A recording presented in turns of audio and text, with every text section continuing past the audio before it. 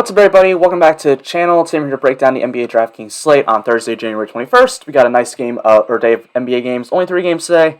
A lot unlike last night's 10-gamer and unlike tomorrow's 13-game slate, which is going to be ridiculous. So, yeah, stay tuned for all of that. If you're new here, make sure to leave a like on this video, subscribe to this channel, leave a comment, turn on the notification bell. It all really helps me grow. I'm trying to just continue to grow throughout NBA college basketball season. NASCAR starts in a few weeks. Go check out the college basketball video for today. That should be up right now as you're watching this, or a few minutes afterwards, something like that. So be sure to check that out as well. If you want to get more of my content, you can always subscribe to my Patreon. I'll put the link in the description below. So go check that out as well. That's really all I got to say on that, though. Let's get into the plays. Last night was a good night for me. I profited pretty well last night. I hope you guys did as well. A lot of the plays that I was on did very well, especially that Colin Sexton 1% owned play was fantastic.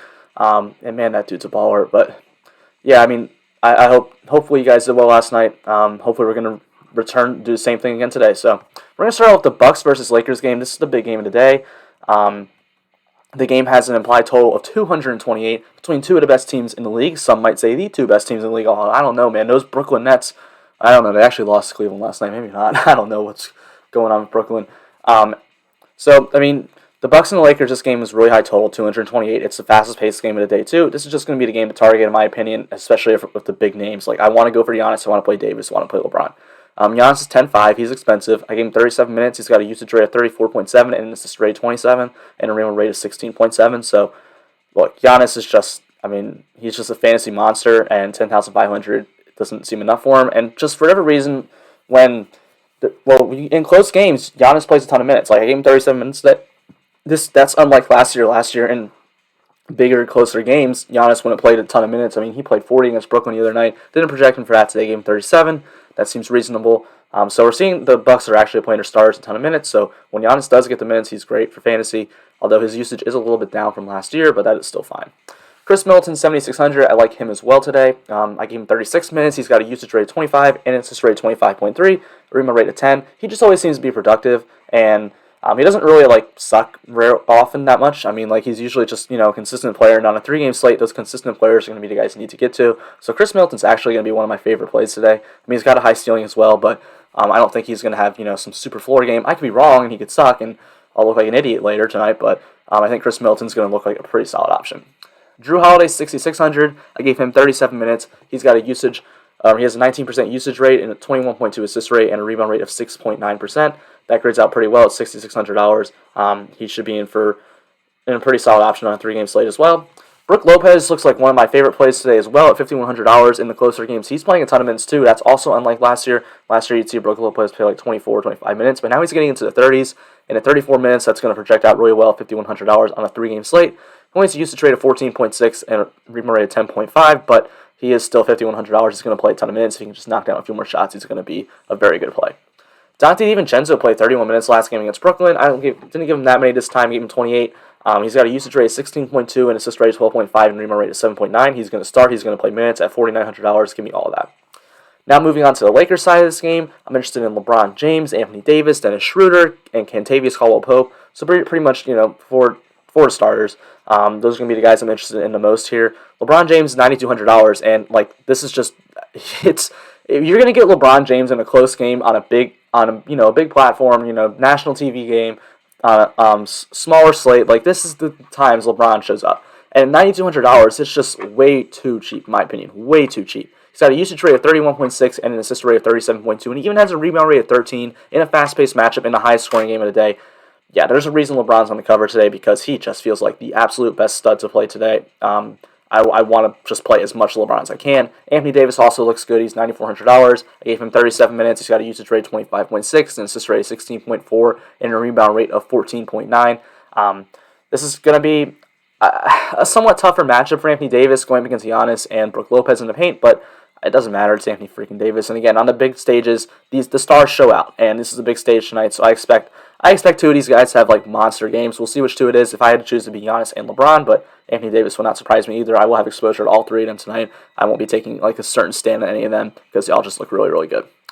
Dennis Schroeder at 6,300 looks like a pretty solid option here. I gave him 33 minutes today. He's been really good and really productive for Lakers this year. He's got a usage rate of 22.8 and an assist rate of 21. He's doing honestly better than I thought he would do coming into the season. I thought he'd be just kind of out there because of the usage LeBron and Davis take on. But Schroeder's done his thing this year.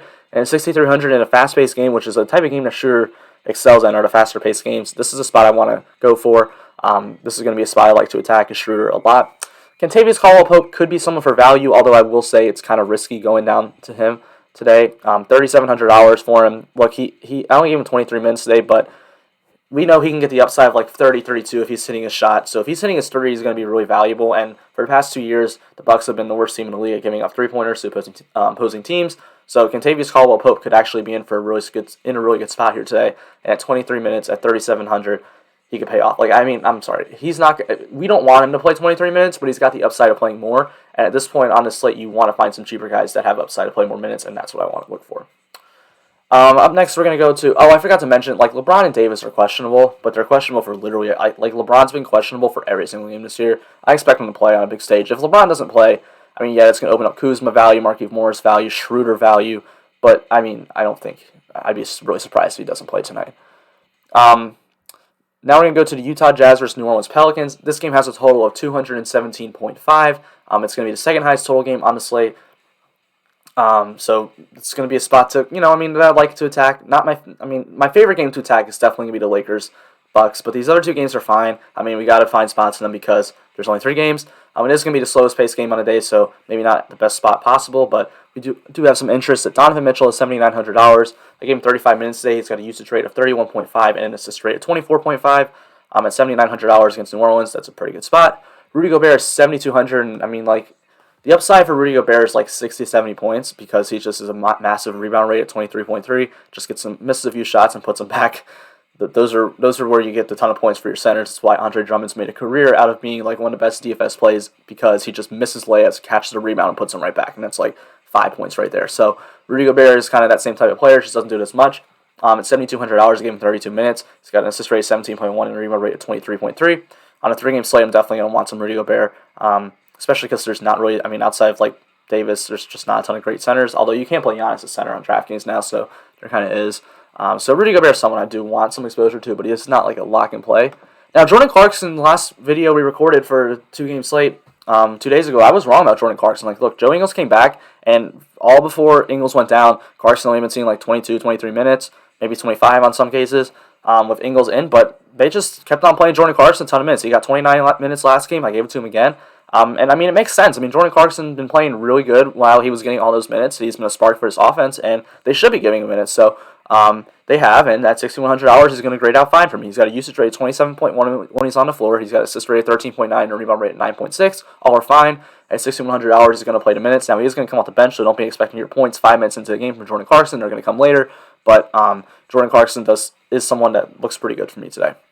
Bojan Bogdanovic is $5,000. I gave him 31 minutes. He's got a usage rate of 20.6.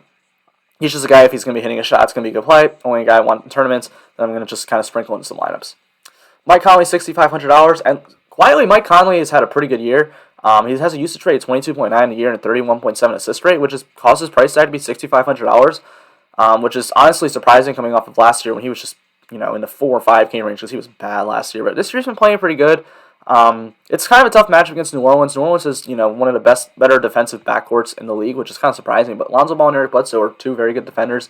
So that's kind of a tougher spot for Mike Conley, but I still think he's fine on a 3-game slate. You're getting a really high assist rate for someone who's $6,500, which I do like that. Royce O'Neal is $4,800. He's just kind of filler. He's playing a ton of minutes. He's just out there a ton, but his usage rate's 8.7, his assist rate's 9.2, and his rebound rate's 11.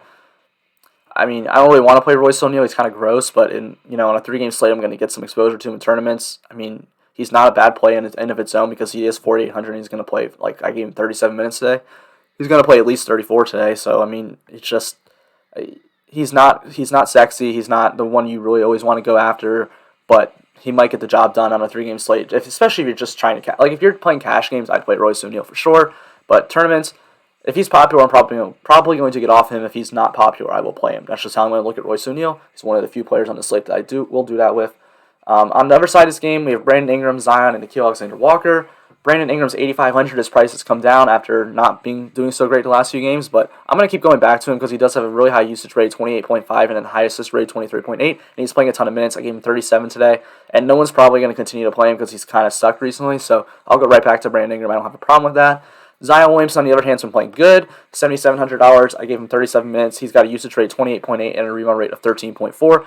It is a tougher matchup against Utah. Utah's got some pretty good bigs down there in Rudy Gobert, Derek Favors. Although these two teams played the other night, and Zion was fine, so he was fine. He actually bullied Derek Favors on those plays. So, he's fine again at 7,700. I don't hate that at all. Now, Nickeil Alexander-Walker is going to depend on if we have another minutes limit for Lonzo Ball. Lonzo Ball was on a minutes limit last game, and he only played 23 minutes, which allowed Nickeil Alexander-Walker to come off the bench and play 31.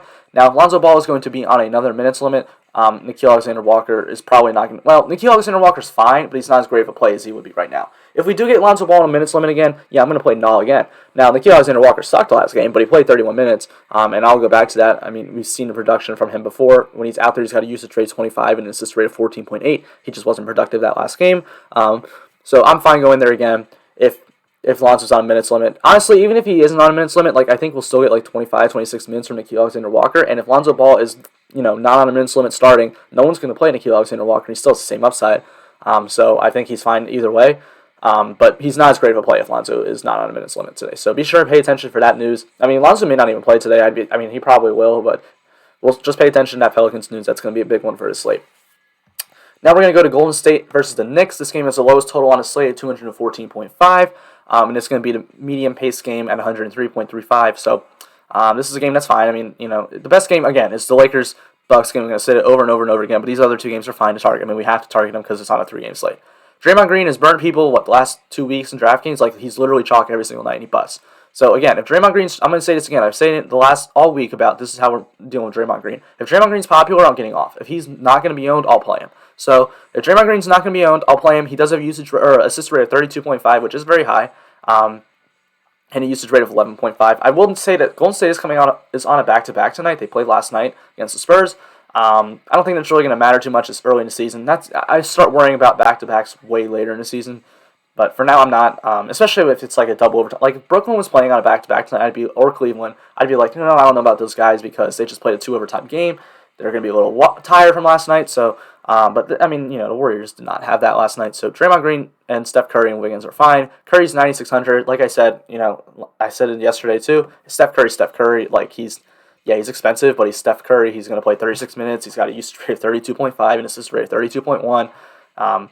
He has upside to be, to put up clearly a 60-point game like we saw him put up earlier this year, real-life points, 60 points. He has that upside, so Steph Curry's fine. Wiggins is 6,200. He's going to play 34 minutes today. He has a usage rate of 23.4. He's been knocking down a shot more, and that's fine on this slate. You're going to need some mid-range guys, and Wiggins fits into that bill for sure. Now we're going to go to the Knicks side, where there's actually some interesting value. So Austin Rivers is doubtful today, and Alec Burks is going to make his return. It's questionable. It really doesn't make that much of a difference, to be honest. Honestly, I think it gives Emmanuel Quickley more minutes, but we're going to talk about Quickley in a minute. Reggie Bullock is $4,300, and he's been starting. I gave him 30 minutes. Reggie Bullock's really similar to the Royce O'Neal play. He isn't going to do much for you. If he's hitting his shots, he's going to be really good, but otherwise he's probably not going to do much. He has a usage rate of 14.9 and assist rate of 6.7 and a rebound rate of 7.9. None of those are great numbers, but he's going to be out there, and Warriors play at a fast pace. This is a pace-off spot for the Knicks, so Reggie Bullock does seem fine to me. Elfrid Payton. All right, so here's. So usually it's between Elfrid Payton, Emmanuel Quickley, and Rivers who's going to get a ton of minutes. You never really know. So today I gave Elfrid Payton 33 and I gave Quickley 18, but that wouldn't surprise me if Elfrid Payton plays 22 and Quickley plays 38. That's just what the Knicks have been doing this year. That's why I have Emmanuel Quickley on here. He's $4,100 and he has upside to play in the 30s of minutes. And if he's going to play in the 30s of minutes, he's going to be a great play. He's got a usage rate of 25.2 and an assist rate of 24.6. I'm going to say this over and over again. I think the Knicks found their point guard. This is one of the best draft picks of the entire draft was Emmanuel Quickley. He's been an absolute steal for them. I think Elfrid Payton probably starts the rest of this year, but next year it's going to be Quickley. He's going to take over as that starting point guard. And they want to play in minutes. When he's feeling it, he's going to be playing minutes. So I'm going to play Emmanuel Quickley today and just hope he gets some more minutes. At $4,100, he'll be a great value then. And then Elfrid Payton, too, is fine at $5,800. If you think he's going to want to get some minutes, he's a fine play. I would not play Payton and Quickley together, though. Julius Randle's 8,800. He's been great for the Knicks this year, out of nowhere, to be honest. Out of nowhere, all of a sudden, Julius Randle decided to be really good at basketball. They gave him 39 minutes today. He's got a usage rate of 27.7, an assist rate of 29.2, and a rebound rate of 15.5. All those are really good. For someone who's 8,800, that's a little bit too cheap and going to play 39 minutes. I think Julius Randle's going to go overlooked today because people are just going to want to play the top three guys, Giannis, LeBron, and AD. But Randle could actually be... there's a legitimate chance that Julius Randle's the highest scorer today on today's slate. So I don't hate it at all. And then RJ Barrett, $6,900. Give him 33 minutes. He's got a high usage rate, 23.6, 14.9 assist rate, 10.7 rebound rate. If he gets hot from the floor, he's going to be a great play. And on a 3-game slate, I'm going to take some shots on him. So that's really all I got to say in this video. Thank you guys so much for checking this out. Make sure to leave a like and a subscribe on this channel. I hope you guys have a great rest of your day. Be sure to check out the college basketball video, and let's make some money tonight.